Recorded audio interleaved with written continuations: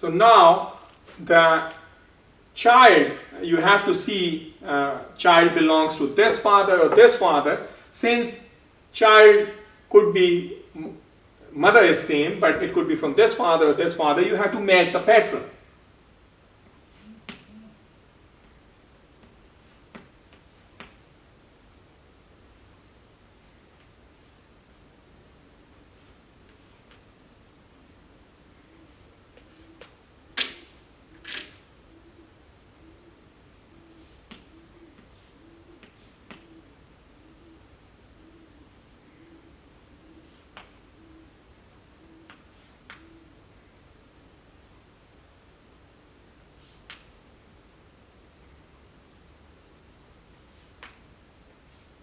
So if you pay attention now, the child have, patterns similar to this father and this mother, so you could easily solve this dispute.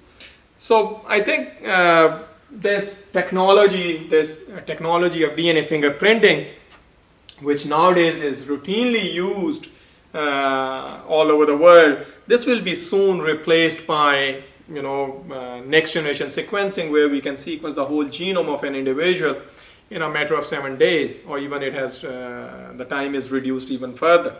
So I think this serves as a very, very powerful tool to screen population level, and with a precision, very high level of precision, we can identify different incidents which require involvement of forensic scientists. However, this also highlights, once we find,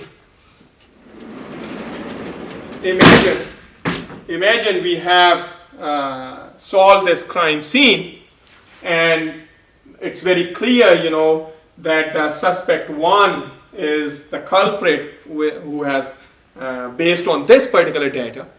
But it can be very dangerous as well, because of course, all you require, you have a suspect in your hand, and you can simply take a hair sample of that suspect, and if you mix that with the crime scene, you can easily make either of the two the real culprit. So you have to protect your DNA. You have to be careful with your DNA, because of course, based on the DNA fingerprinting, we can identify with very high degree of precision the real culprit, but this does not tell that the people involved in forensics have actually mixed up the DNA, because this is very much possible. Human error, human corruption, it exists all over the world. But as a scientist, I would say this is a very, very powerful tool. It has been used to solve crime scenes. You may have heard, maybe it was before you were born.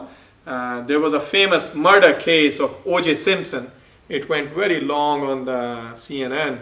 There was live hearings as well in the court, and they eventually solved based on DNA fingerprinting, that I think they concluded, if I remember correctly, that O.J. Simpson was the murderer of his own girlfriend. Okay, so thank you very much. I would say pay attention to this, stay connected with your lab instructors, and do as many as possible exercises.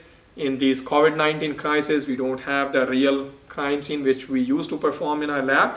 We used to give you DNA, you used to perform all this experiment, but I would say read more online. There are very interesting cases, even once you get a good idea of these STR markers and these CODIS STR markers used all over the world to solve crime scenes. You will find reading then the resolution of different criminal incidences using DNA fingerprinting. Thank you very much.